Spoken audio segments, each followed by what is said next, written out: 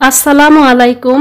যারা এই মুহূর্তে রেসিপিটি দেখছেন তাদের সবাইকে আন্তরিক অভিনন্দন জানিয়ে শুরু করছি আজকে রেসিপি।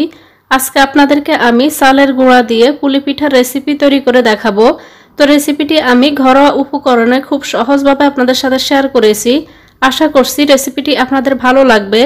নরম তুলতুলে এই পুলি পিঠার রেসিপিটি আপনারা পারফেক্ট মেজারমেন্ট সহ কিভাবে তৈরি করবেন আজকে আমি আপনাদেরকে সেটি সহজভাবে করে দেখিয়েছি। তো রেসিপিটি না টেনে আশা করি পুরোটা দেখে নেবেন। রেসিপিটি তৈরি করার জন্য প্রথমে আমি নারকেলের পুর তৈরি করে নিব। তার জন্য আমি এখানে খেজুরের গুঁড়ো নিয়েছি 1 কাপ নিয়েছি কোরানো নারকেল, সামান্য একটু এলাচ গুঁড়া এবং সামান্য একটু লবণ দিয়ে খুব ভালোভাবে আমি এগুলোকে মিশিয়ে নিব। চুলার আঁচ মিডিয়াম থেকে লোতে রেখে আমি এগুলোকে রান্না করে নিব। তো আমি এখানে এক্সট্রা কোনো পানি ব্যবহার করব না। নারকেল থেকে যে পানিটা ছাড়বে এবং গুড়টা গলে গিয়ে যে পানিটা বের হবে তাতে আমি এগুলো সিদ্ধ করে নিব। তো দিয়ে দিলাম 1/8 কাপ পরিমাণ গুঁড়া দুধ। তো আপনারা এখানে গুঁড়া দুধটা না চাইলে বাদ দিতে পারেন। আর আমি এখানে যে এলাচ গুঁড়া ব্যবহার করেছি আপনাদের হাতের কাছে এটি অ্যাভেলেবল না থাকলে সেক্ষেত্রে আপনারা এখানে আস্ত 2 থেকে 3টি এলাচও দিয়ে দিতে পারেন। তো খুব ভালোভাবে মিশিয়ে আমি এগুলোকে 7 থেকে 8 মিনিটের মতো ভেজে নিব। যখন এরকম ঝরঝরে হয়ে যাবে তখন আমি এগুলোকে চুলা থেকে নামিয়ে নিব।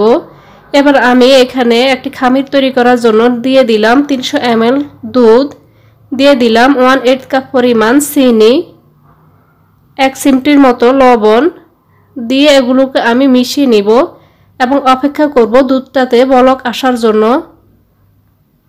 তো দুধটা যখন বলক চলে আসবে তখন আমি এতে দিয়ে দিব 1 কাপ পরিমাণ চালের গুঁড়া। এখানে আপনারা চালের গুঁড়ার পরিবর্তে আটা কিংবা ময়দাও ব্যবহার করতে পারেন। দিয়ে দিলাম 3 টেবিল চামচ সুজি। তো সুজিটা দেওয়ার কারণে এটার যে কনসিস্টেন্সি সেটি কিন্তু অনেক ভালো হবে।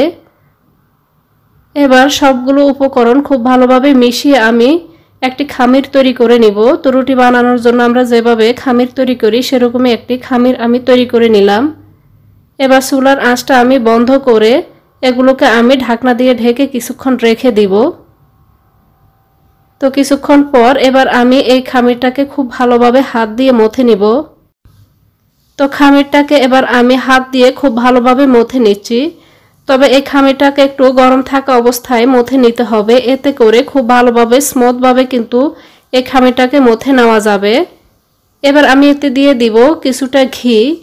হাতের কাছে ঘি না থাকলে আপনারা এখানে রান্নার তেলও দিতে পারেন। এবার ঘিটা দেওয়ার পরে আমি খুব ভালোভাবে এই খামিরটাকে মথে নিচ্ছি। খামিরটা খুব ভালোভাবে মথে নিতে হবে, এতে করে পিঠাগুলো খুব সুন্দরভাবে মসৃণভাবে তৈরি করা যাবে। তো পিঠাগুলো খুব ভালোভাবে তৈরি করার জন্য কিন্তু অবশ্যই খুব ভালোভাবে মথে নিতে হবে, এতে করে একটি পিঠাও কিন্তু ভেঙে যাবে না। যখন দুধে রান্না করা হবে পিঠাগুলো কিন্তু ফেটে যাবে না। তো খুব ভালোভাবে খামিরটাকে আমি স্মুথ করে মথে নিচ্ছি। তো আমার এই খামিরটাকে মথে নেওয়া হয়ে গেছে। এবার এখান থেকে আমি কিছুটা খামির নিয়ে নিব। তো আপনারা পিঠাগুলো যতটুকু বড় সাইজ করতে চান সেই অনুযায়ী খামিরটা নিয়ে নেবেন। তো আমি এবার হাত দিয়ে এভাবে গোল করে তারপরে চ্যাপটা করে গোল করে নিব। তো আমি হাতের আঙ্গুল দিয়ে হালকা হাতে চেপে এগুলোকে একটু চ্যাপটা করে নিচ্ছি। তো চ্যাপটা করে এরকম আমি একটি গোল শেপ দিয়ে দিলাম। এবার আমি নারকেলের পুরটা মাঝখান থেকে দিয়ে দিব। দিয়ে দুইটা সাইড আমি উপরের দিকে তুলে খুব ভালোভাবে মুখটাকে আটকে দিব। তো খুব ভালোভাবে মুখটাকে আটকে দিতে হবে যেন পিঠাগুলো ভেঙে না যায়। তো ভালো করে মনোযোগ দিয়ে দেখলে বুঝতে পারবেন যে আমি কিভাবে পুলি পিঠার শেপটি দিয়ে দিচ্ছি। তো দুইটা সাইড একটু হালকা হাতে চেপে এভাবে সুসালো করে তারপর আমি একটি পিঠা তৈরি করে নিয়েছি। ঠিক একইভাবে বাকি সবগুলো পিঠা আমি এখানে বানিয়ে নিলাম। এবারে দুধে রান্না করার জন্য আমি এখানে 700 ml এর মতো দুধ নিয়েছি।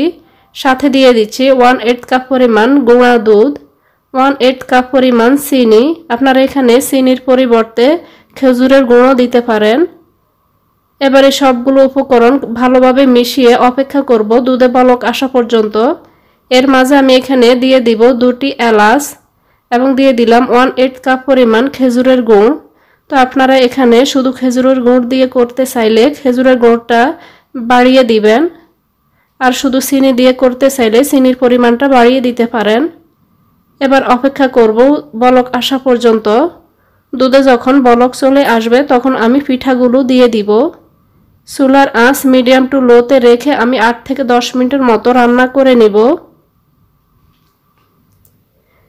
এবার দুধের সাথে আমি পিঠাগুলোকে আলতোভাবে মিশিয়ে নিব। তবে খুব বেশি নাড়াচাড়া করা যাবে না, না হয় দেখা যাবে পিঠাগুলো ভেঙে যাবে।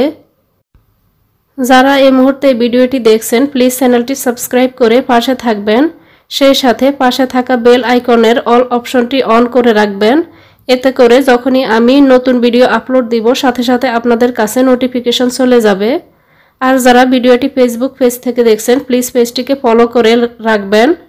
তো আমি আজকে এই পুলি পিঠার রেসিপিটি যেভাবে তৈরি করেছি সেভাবে যদি আপনারা পারফেক্ট মেজারমেন্ট অনুযায়ী আমার রেসিপিটি ফলো করেন তাহলে আপনাদের পুলি পিঠার রেসিপিটিও পারফেক্ট হবে।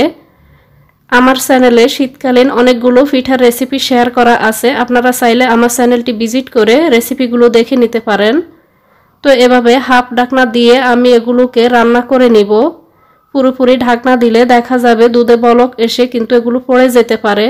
তো এভাবে হাফ ঢাকনা দিয়ে আমি এই পুলি পিঠাগুলো রান্না করে নিব। তো আমার রান্না প্রায় হয়ে গেছে। তো যখন রান্না হয়ে গেছে তখন আমি চুলার আঁচটা বন্ধ করে দিব। চুলার আঁচটা বন্ধ করে তারপর আমি ঢাকনা দিয়ে ঢেকে 2 থেকে 3 ঘন্টার জন্য অপেক্ষা করব। তো 2 থেকে 3 ঘন্টা পর আমি আপনাদেরকে দেখিয়ে দিচ্ছি পিঠাগুলো দেখতে কেমন হয়েছে। তো মাশাআল্লাহ পিঠাগুলো কিন্তু অনেক পারফেক্ট এবং নরম তুলতুলে হয়েছে। দেখে নিশ্চয়ই আপনারা বুঝতে পারছেন একটা পিঠাও কিন্তু ভেঙে যায়নি কিংবা ফাটল ধরেনি। পারফেক্টভাবে আমার আজকের এই রেসিপিটি তৈরি করে নিতে পেরেছি। তো এভাবে আপনারা রেসিপিটি বাসায় অবশ্যই ট্রাই করে দেখবেন। ভিডিওটি ভালো লাগলে প্লিজ চ্যানেলটি সাবস্ক্রাইব করে সাথে থাকবেন। এতক্ষণ এই রেসিপিটি দেখার জন্য সবাইকে অনেক ধন্যবাদ। আল্লাহ হাফেজ।